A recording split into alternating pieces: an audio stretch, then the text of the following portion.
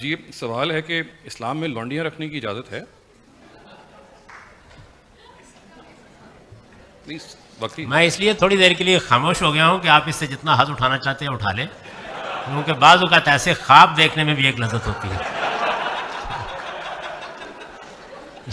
لیکن سر وہ میرا سلطان وغیرہ میں تو بہت ساری. ہاں، یہ بہت اچھی طرح سمجھ لیجئے کہ یہ لونڈیاں، یہ غلام، یہ اسلام یا اسلام کی تعلیمات کا کوئی حصہ نہیں ہے. یہ دنیا میں ایک مصیبت موجود تھی اور صدیوں تک موجود رہی ہے. یہ کیسے پیدا ہوئی اس کو سمجھنا چاہیے. جب قبائلی تمدن تھا، آپ جانتے ہیں کہ دنیا 3 بڑے ادوار سے گزری ہے. یعنی پہلے قبیلوں کی صورت میں لوگ منظم ہوئے، اس کے بعد پھر جاگیردارانہ تمدن پیدا ہوا، بڑی بڑی ذمہ داریاں آ گئیں اور ایک زرعی زندگی پیدا ہوئی، اور پھر اس کے بعد انڈسٹریل ریولوشن ہوا، اور آہستہ آہستہ دنیا کے اندر ایک تیسرا دور شروع ہو گیا. اب ٹیکنالوجی نے اور خاص طور پر انفارمیشن ٹیکنالوجی نے ایک چوتھے دور کی ابتدا کر دی. تو جب قبائلی زمانہ تھا، اس میں ایک قبیلہ دوسرے قبیلے پر چراگاہیں حاصل کرنے کے لیے، نخلستان حاصل کرنے کے لیے پانی ختم ہو جاتا تو حملہ کر دیتا تھا. تو جب کوئی کسی دوسرے قبیلے پر حملہ کر دیتا تو حملہ آور کو اگر شکست ہو جاتی تو جنگی جرم میں اس کے تمام مردوں اور عورتوں کو غلام بنا لیا جاتا تھا. یعنی غلامی کی ابتدا یہاں سے ہوئی. اس کو کسی پیغمبر نے آ کے شروع نہیں کیا. لوگوں نے اپنی لڑائیوں میں جارے کو، جارحیت کرنے والے کو، جس نے اگریشن کیا ہے، اس کو سزا دینے کا یہ طریقہ اختیار کیا کہ اگر تمہارا قبیلہ ہم پر حملہ آور ہوگا تو ہم تمہارے تمام مردوں اور عورتوں کو غلام بنا لیں گے. یہاں سے یہ چیز شروع ہوئی. جس وقت محمد الرسول اللہ کی بعثت ہوئی ہے، اگر آپ چاہیں گے تو میں آپ کو بتاؤں گا کہ حضرت موسیٰ نے بھی اس کے ساتھ کیا کیا تھا. محمد الرسول اللہ علیہ وسلم کی بعثت ہوئی تو اس وقت عرب کی پوری معیشت غلاموں پر منحصر تھی. یعنی جو صورت اس وقت سود کی ہے، آپ یہ دیکھ رہے ہیں نا کہ اس وقت سارا بینکاری کا نظام، سارا انشورنس کا نظام وہ سود کے اوپر کھڑا ہے. اگر میں یا آپ کوئی آدمی یہ کہے کہ سود تو بری چیز ہے، یہ ایک ظالمانہ چیز ہے، اس کا خاتمہ ہونا چاہیے، تو لوگ فوراً کہتے ہیں جی کوئی متبادل لائیے، اس کے بعد ہی خاتمہ ہوگا نا، ورنہ تو معیشت ختم ہو جائے گی، دوسرے دن سارا سسٹم کولیپس ہو جائے گا. تو جو اس وقت بینکاری کے نظام کا معاملہ ہے، یعنی گلی گلی بینک قائم ہے، تمام ٹرانزیکشنز ان کے ذریعے سے ہو رہی ہیں، تمام فائنانسنگ انہی کے ذریعے سے ہو رہی ہے. بالکل یہی صورتحال محمد الرسول اللہ صلی اللہ علیہ وسلم کے زمانے میں غلامی کی تھی. یعنی ہر گھر میں غلام تھے، وہی گھروں کے کام کرتے تھے، وہی کھیتوں میں کام کرتے تھے، وہی قافلے تجارت کے لے کے جاتے تھے، ساری معیشت انہی کے پاس تھی. اور یہ بھی لوگوں کا خیال ہے کہ وہ سارے کے سارے کوئی نوجوان لڑکے لڑکیاں ہوتے تھے، بوڑھے تھے، لنگڑے تھے، لولے تھے، گھروں کے اندر رہتے تھے، برسوں سے لوگوں کے پاس موجود تھے اور ان کو بیچ بھی دیا جاتا تھا. یہ صورتحال تھی جب رسول اللہ کی بعثت ہوئی. تو قرآن مجید نے کیا کیا؟ قرآن مجید نے اس کو 2 طرف سے ختم کرنے کا آغاز کیا. آپ جانتے ہیں کسی چیز کو ختم کرنے کا کے 2 ہی طریقے ہیں. ایک یہ کہ وہ جہاں سے پیدا ہو رہی ہے وہاں سے اس کو بند کیا جائے. دوسرے یہ کہ جتنی پیدا ہو چکی ہے، سیلاب آتا ہے نا، تو سیلاب جب آ جاتا ہے تو آپ کو دونوں کام کرنے پڑتے ہیں کہ یہ پانی آ کہاں سے رہا ہے، وہاں کوئی بند باندھے، اور دوسرے یہ کہ جو آ چکا ہے اس سے نمٹے. تو ایسا ہی کیا گیا.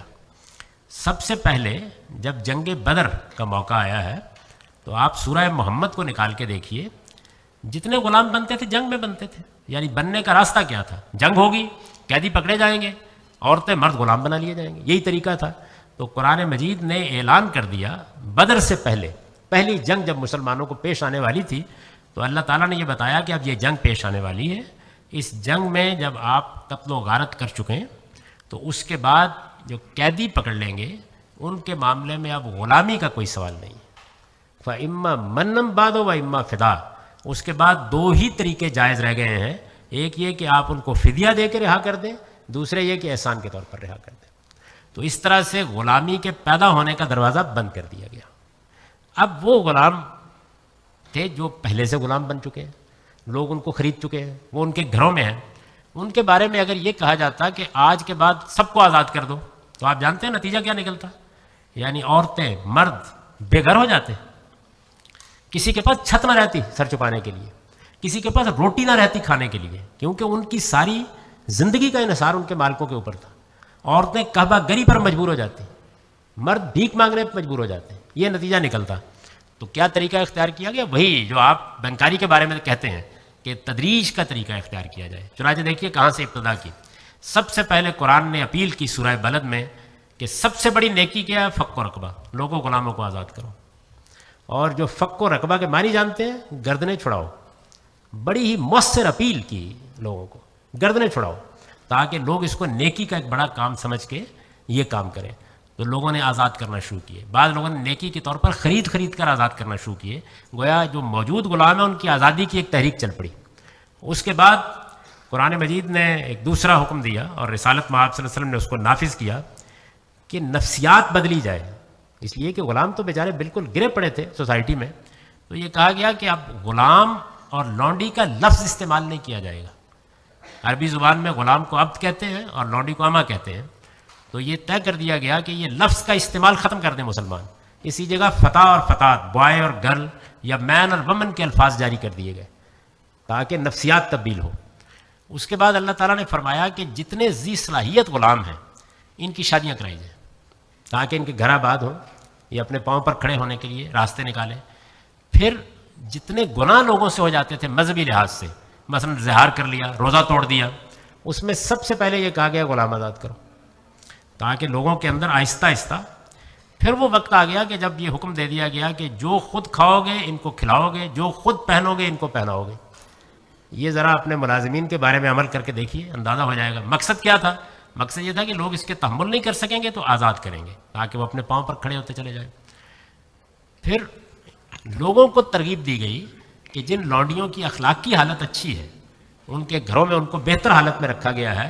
لوگ کوشش کریں کہ اگر وہ شادی کرنا چاہتے ہیں تو ان سے شادی کر لیں. قرآن مجید نے سورہ نساء میں اس کو بیان کیا. اس طرح کی بہت سی اور اصلاحات کرنے کے بعد آخر میں سورہ نور میں یہ حکم دے دیا گیا کہ اب ہر لونڈی اور غلام کو یہ حق حاصل ہے کہ وہ اپنے مالک سے یہ درخواست کرے کہ مجھے 1 سال 6 مہینے جتنی وہ مناسب سمجھے اس کی مہلت دے دی جائے.